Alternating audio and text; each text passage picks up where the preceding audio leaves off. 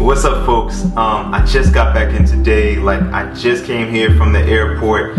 I was visiting my family for Thanksgiving holidays down south, and now I'm back. If you follow me on Instagram, I feel like I'm yelling. If you follow, it's the diaphragm thing, it's the vocal cords, it's the vocal coach thing.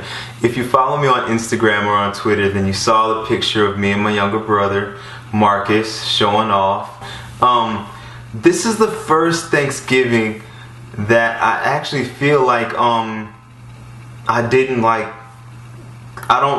come back home feeling like I gained like 15 pounds, you know. And I still ate good. I had gumbo, I had turkey, I had, greens, I even had a little dessert. And yeah, and I feel like I was able to kind of stay on track. And I feel like over the years I picked up a couple little things. I got 2 simple tips for you. 2. Now these won't fix everything, but they'll allow you to feel a little less bloated, a little less puffy, and keep your metabolism somewhat on track. The thing I like about both of these that I'm going to give you today is that there have been some studies that have been done that prove, and studies are a little iffy, but basically work with me here. There have been a couple studies that have been done that show that when the 2 tips that I'm about to give you have been used by people, even without changing anything else in their diet, they still notice results. Raw apple cider vinegar. Now you might have heard about this. It's kind of popular in the health community.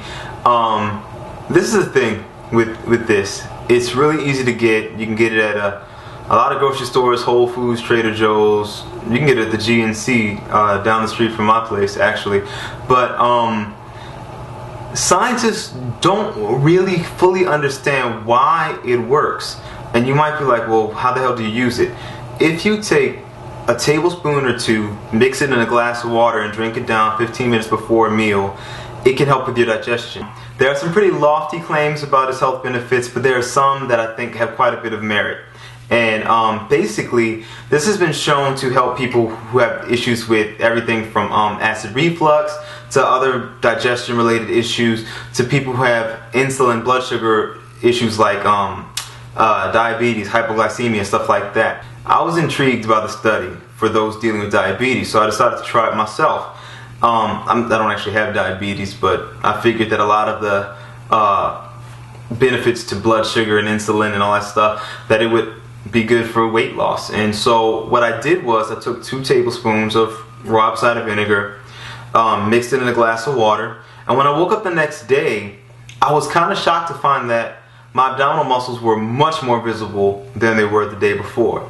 And I wasn't sure if I was just wanting it to be the case. I didn't know if it was a placebo effect or if maybe it was a spurious correlation and that something else was causing it, and it just so happens that I took the raw apple cider vinegar that night, or what. So I experimented for a few weeks, a few days without it, a few days with it, and without fail every time I noticed the difference. And through research online, I found that I was not the only one who experienced this. The thing you need to understand is that, and I'll talk about this more in a future video, but a lot of times, for those of you who have asked me, how did you make your face look so different? And even with the stomach thing, sometimes when your face is puffy, even when your stomach is puffy, it's not actually fat, it's inflammation. And muscle tissues get irritated and inflamed because we give our body so much crap, so much sugar stuff, so much this white flour stuff. It's inflammatory and it's kind of poisonous to our bodies. And when your body is irritated, it deals with it in 2 ways. It sends water to the area, you get the water retention, and also produces mucus. And so it sounds really gross, but sometimes when your face is really puffy or if your stomach is really bloated, it might look big or it might look swollen, but it's not actually fat. It's all kind of puffiness and mucus stuff and swelling, So this really helps a lot through aiding you with digestion, through helping your body establish a more healthy pH, a more alkaline pH.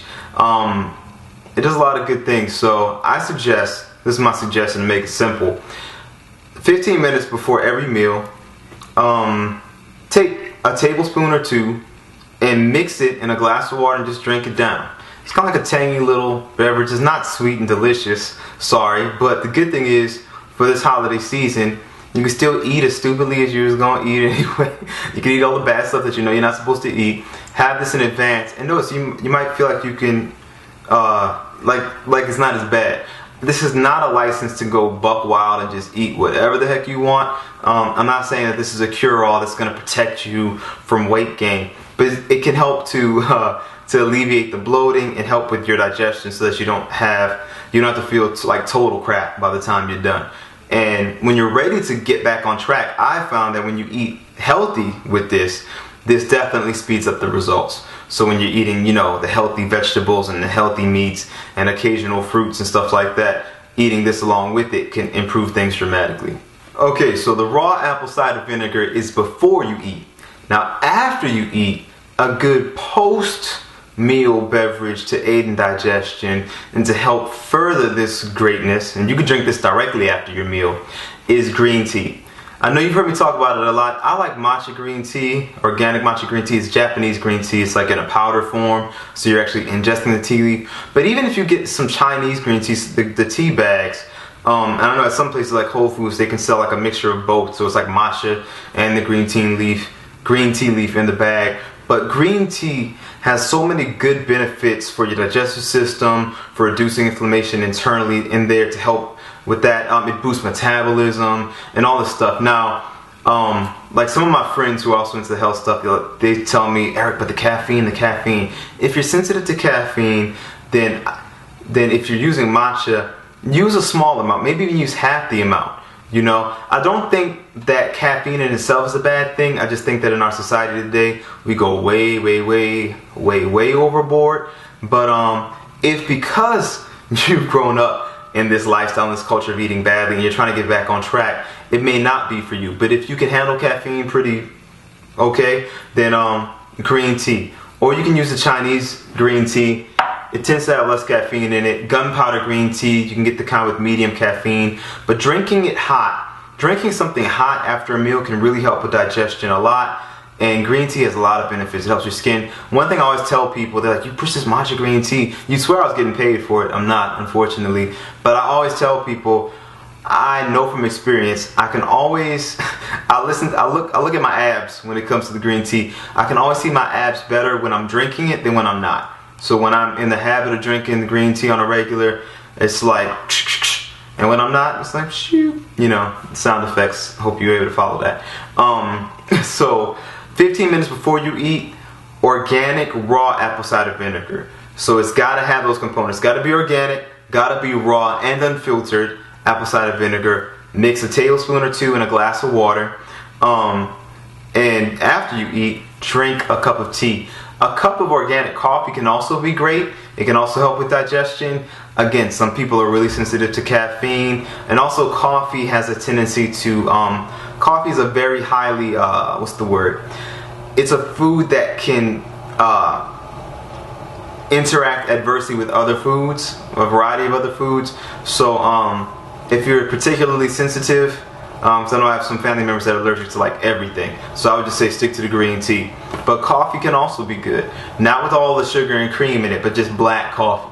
Those are your two tips. You know what to drink before you eat, you know what to drink afterward. These two little things are small, but it will make a difference. Like I said, if you eat crappily, it'll help to, kind of mitigate some of the damage. If you eat well, though, it's going to help to spur along your progress that much faster. So if you're eating the healthy way, it's going to really improve those results. If you're eating bad, it'll just kind of give you a minor defense so that you don't have to, feel too crappy. And I guess that's it for now. Check out the blog site for more details and articles and blah, blah, blah. And I'll have links to like brands of stuff that I suggest. Not that this is the only kind you could use, but I have some strong suggestions. So I've got more coming up, and until next time, peace.